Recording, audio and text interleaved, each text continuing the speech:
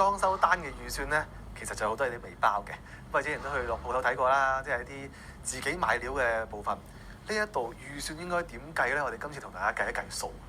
係啊，嗱，底料一般都包嘅，即係電線啊、水喉啊咁樣，油漆一般都包埋嘅，不過一啲面料咧就唔包噶啦。咁啊係包括啲咩咧？我記得就之前睇過瓷磚鋪啦，睇過門鋪啦，又睇過啲潔具鋪啦咁樣咯。係啦，就俾你噏晒啦，主要咧就係唔包呢3樣。俾個數大家參考下啦 ，total 大約要幾多錢到呢度？嗱舉個例啦嚇，因為個個單位大細唔同啊嘛。如果係一個3、4、8尺嘅兩房單位咧，預算咧就喺前邊啦。嗱，可以睇到好籠統啲嘅數啦嚇，瓷磚咧3萬，門19000。臨審結據裏邊咧25000，咁呢個係籠統數嚟嘅。轉頭我哋再睇下究竟係每一樣個細項係啲乜嘢。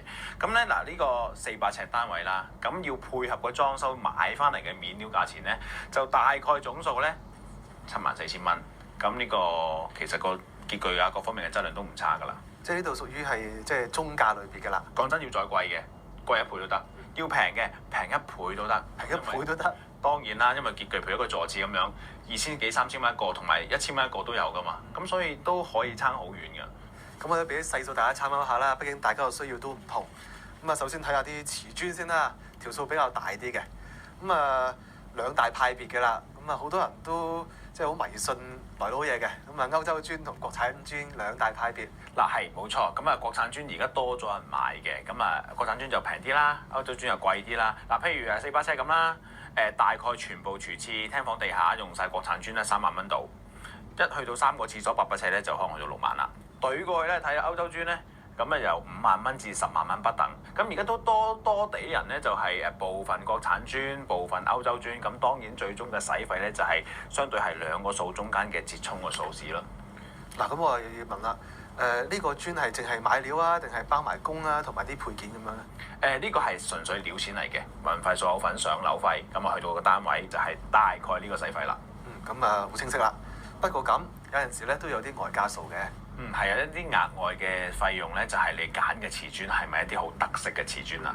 嗱，而家有啲人咧就興一啲好大件嘅磚嘅，即係唔係標準裝修公司所包鋪1尺乘2尺，或者我哋叫做300、600，或者2尺乘2尺600、600，呢啲係裝修公司標準包嘅錢啊，鋪磚嘅錢。咁但係如果你買啲特別大件嘅，而家興一啲600乘1.2米嘅，甚至係800乘800呢啲咧，咁就要加個附加費啦。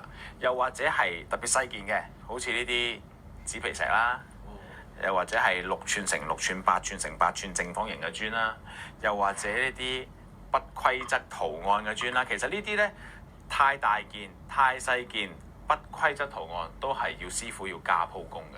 主要係呢啲時間係要耐啲啦，掃細瓷磚。咁大件嘅咧就通常要2個師傅先搬得起去做嘅。咁所以用泥水工咧都要耐啲。咁其實都係一個時間嘅分配問題咯。咁所以係的確要加成本費。所以買得料嚟咧都要諗埋會唔會引起啲後加費用。係啊，咁所以你睇咧要睇使幾多啦。下邊呢個表都有寫嘅。如果係少面積，可能淨係一個廁所係有啲大件嘅磚嘅，6000蚊度啦。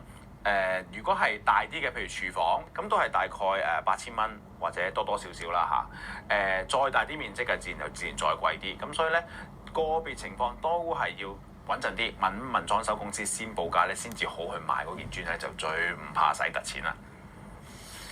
嗱，下一項咧就門啦，門啊少啲咁樣嘅其實呢個嘢啦，係好直接嘅，就大門、房門、門框。我哋呢度係單價嚟嘅，呢度係。係啊，呢個係每一隻門嘅價錢。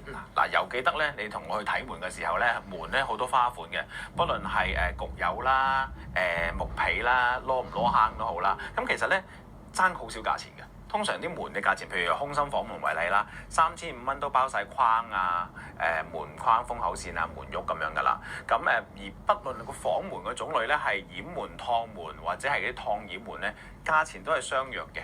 咁所以咧，會見到咧房門咧係一個相對比大門平少少嘅價錢。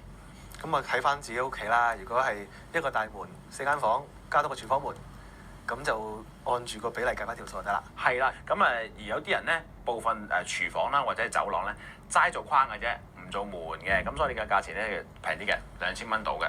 照呢條數咧去乘咧就可以預計到呢一間屋咧買門料嘅錢係幾多。呢度都係包晒料啊、送貨之類嘅嘢，就未包裝嘅。係啦，冇錯。